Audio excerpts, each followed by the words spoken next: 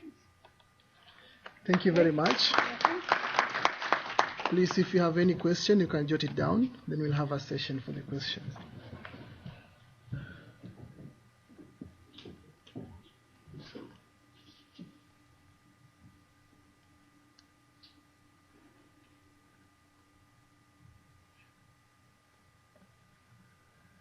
So I'm Yoko Maina. I'll be talking about transfer of education leadership and management.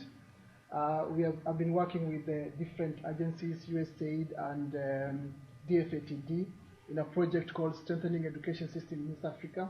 And we have been training a couple of teachers and head teachers. But this research was aimed at finding out what are the return of investment, what is happening with the kind of input which we are having to these teachers, the kind of exposure. And in my position, I've interacted with many head teachers and wanted to know what is it that they are happening. So in this presentation, I'll give you an overview, then I'll go through the literature review and the methodology, then present the results which came out from this particular research. So you'll find that one of the problems is we have donors coming and training teachers, then they take off. Then we have another set of donors coming, training teachers, and then they take off. So there's that element of our people waiting for a new project to come in. So once they have started putting something, they'll wait for another project to come in. And then the ministry is sending teachers to training, telling them you have to go to training. The head teachers are complaining about the design of the training, saying that it is not meeting their demands. Then there are other factors which influence the transfer of training. If you look at Newstrom's works, you look at Cheng, Hamstone, and Leiberg, they talk about the exposure, the experience, and the time between the training and the actual implementation. And the other thing is, why are we training head teachers or teachers? What is the purpose? We are aiming at the quality of education. Then how can we see this quality being impacted by the training? So those are the issues which I've been struggling with to look at this type of research. And the purpose was to be able to get grounded understanding of what is happening on the ground, what is the experiences, and then look at what is being implemented in those particular schools, and then find out how that can be solved. Because as we are training, we want to see results. Now, if you keep on training and you don't see results, you need to sit back and reflect and ask, what is happening in this investment? Is there a value? The other thing is stakeholders. There are many people who are donors, and they are, or even the Ministry of Education itself, they are pumping a lot of money, and then they're not seeing results coming out.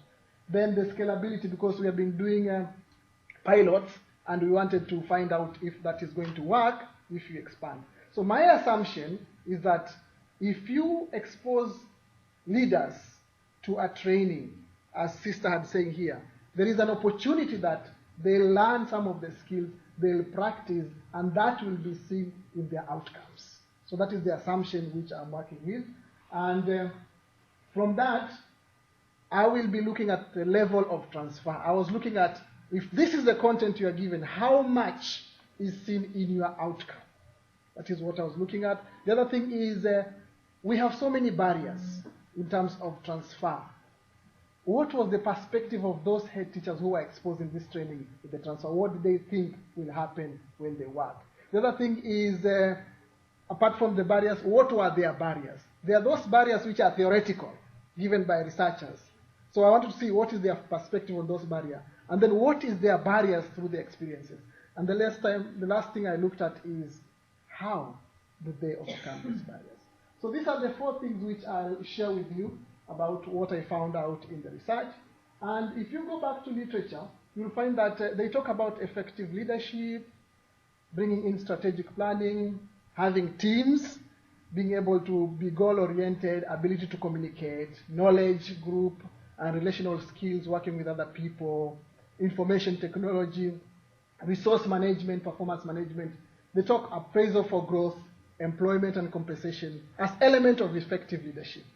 Then there is the issue of training and development. The reason that we do training and development, there are some things which you need to look at. According to theory, they talk about before attending the training, how do you prepare your people? During the training, how do you prepare your team? After the training, what kind of support do you offer to these people?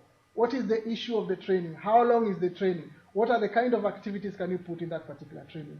Then we have issues of the organization theorists who talk about the kind of organizational factor at the workplace, the system itself, the environment, the school environment, how they influence the school culture. Then we have environmental economical analysis. What is happening in that particular school, and what are the entrepreneurship orientation of the people in that particular school. Then we have project management.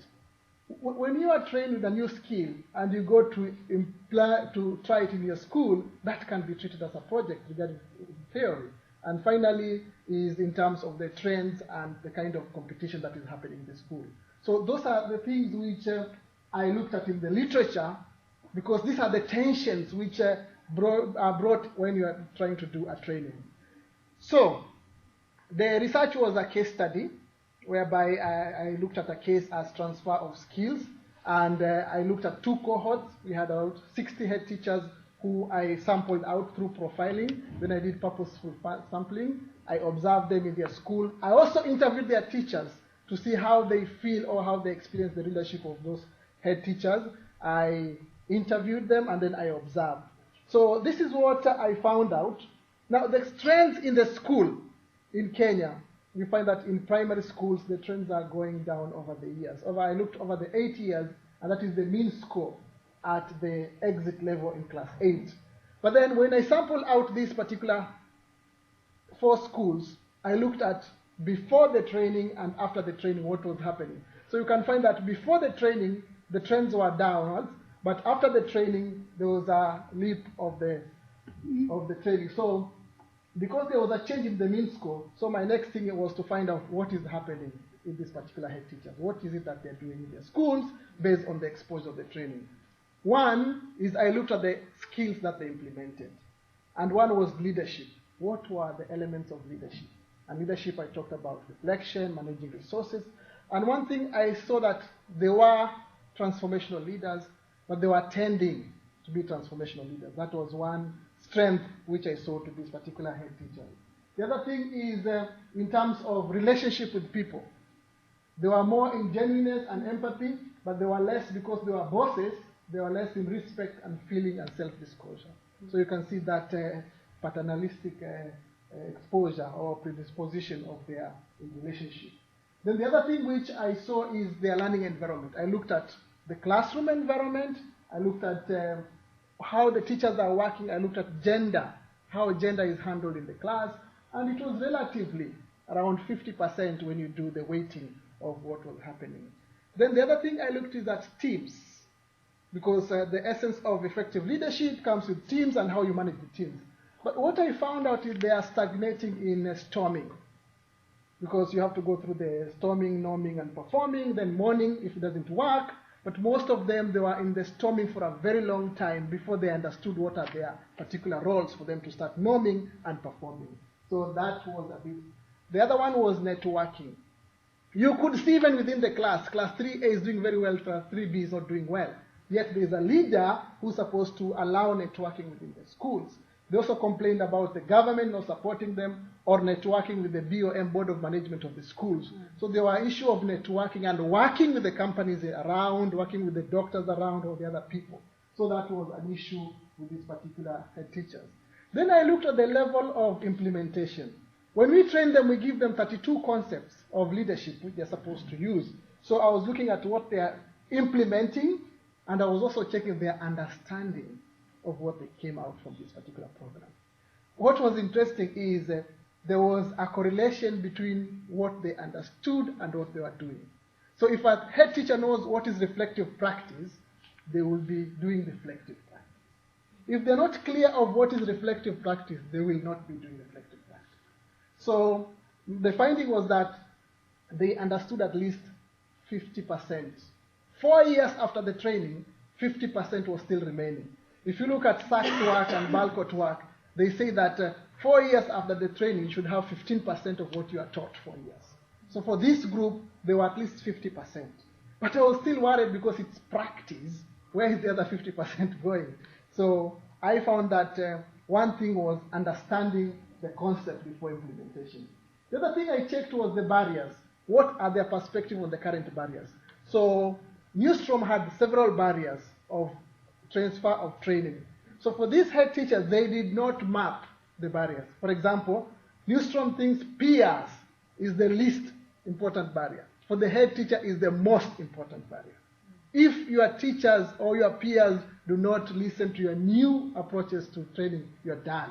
So there was a flip in the research based on theory and what was happening. The other one was the impact of barrier, because according to Newstrom, they say before the training, during the training, and after the training, there are different barriers. For example, your boss sending you to a training. Before the training, if they know what is the purpose, then it will help when you come back to support. So there was a bit of an agreement before the training, but during the training, there was a difference between what they were saying and what I got. Then the other one was action. Apparently it was funny. These head teachers started training during the training. But according to theory, you should have a pre-training preparation, information, getting the objective, collecting case studies before you go for the training. I cannot blame them. I can also blame us, the organizers, because if that is the case, then we need to do a pre-training session in communicating with those particular head teachers. The other one was organizational structure within the schools. And most of them, theoretically, they agreed with what is happening, how to help each other, work with the other. But what they were actually doing was not according to what they say. The last one is barriers. So the head teachers identified some barriers. The main barriers were, guess, teachers. They found the teachers were the main barriers. Then they say they had issues with culture, emerging issue. We are talking about drugs, HIV and AIDS, and we're talking early pregnancies. They're talking about teams and policy. So those are the issues which they are having in terms of you have been trained on a new skill, and when you go to your school, you are having all these issues, and therefore you cannot be able to try something. So they identify those barriers. So if that was the perspective, so what happens from my findings? So I've found out that they have changed, but the extent of change is still on progress, because they are still transformational leaders showing some element of pedagogical leaders, but then there's an element of improvement. The other thing is their preferences and perspective. Now, it is very, very important to know your trainees before they come for the training, what they think about the challenges they have.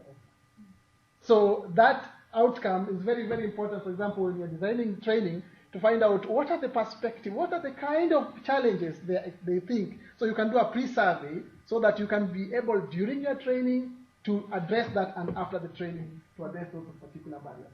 So you can see they say teachers were barriers, resources were barriers, policy, culture, and students. So if you know this before the training, so because we do something like mentorship, as Sister had said, you will be able to counter these particular challenges during the way you structure your training to address that.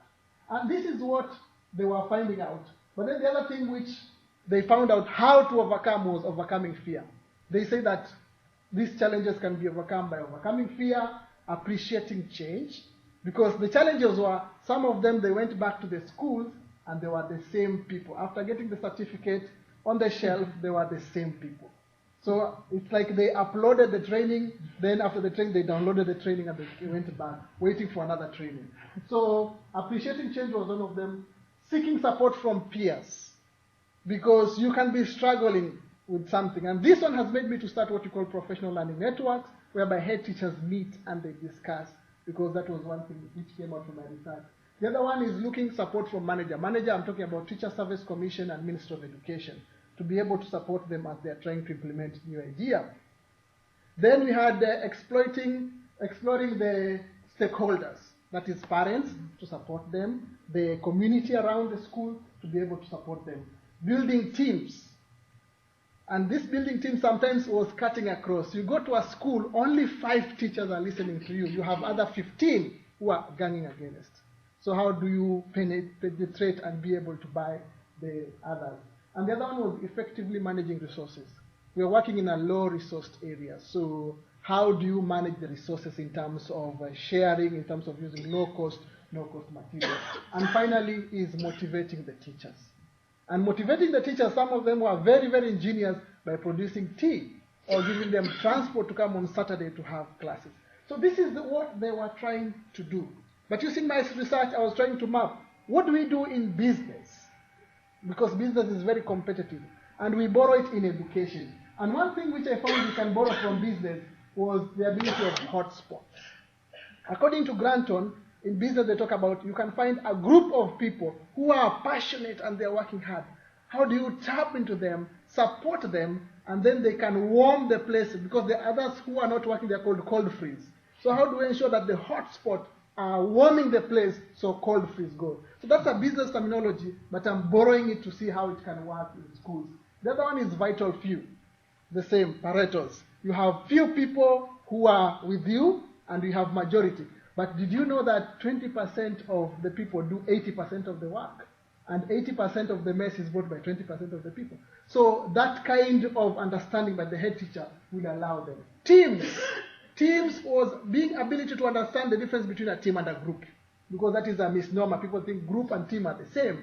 So being able to understand what is a team and what can a team do. The other one was organizational behavior. Then we have outsourcing. We are not specialists in everything. So you can imagine a head teacher trying to print exams in a school. Why don't you outsource? In business, they outsource. You look for specialists to do in their specialization. The other one is entrepreneur evaluation, autonomy, risk-taking, and be able to move forward. Use of technology. When you try this, you can see in business you have small models. Somebody takes a video of what they are doing, they share with others, or they communicate. They have Skype meetings. So use of technology is another thing which I was encouraging. Having a strategic management is just not management, but being strategic in what you're doing. Then using the implementation of new idea as a project. So if you use project management skill in the transfer of training, you'll find that it will be very, very successful. And the final one is performance management tracking, whereby you use in business they do that, but in leadership, in schools leadership, we don't do that. Although the Teacher Service Commission in Kenya, they are trying to introduce that. So these are the conclusion and recommendation. However, in future, I'm planning to look at how do they decide what to implement. If you are taught 6 skills, how do you decide which one? Financial management. We have free primary schools in Kenya, but head teachers don't know how to use the money. They hire people to come and they doctor the books. So how do you have that? Then the other one is action research. If they do an action research, how does it employ? Then why do some of them not implement what they're supposed to implement? That is something I'd like to know in future. And who are the percentage implementers? If I train 60, how many implement? And finally, what is the relationship between understanding and implementation? So this is for my future research. I'd like to thank CIS and URAG, because this is sponsored by URAG, who have enabled me to come here. Thank you very much.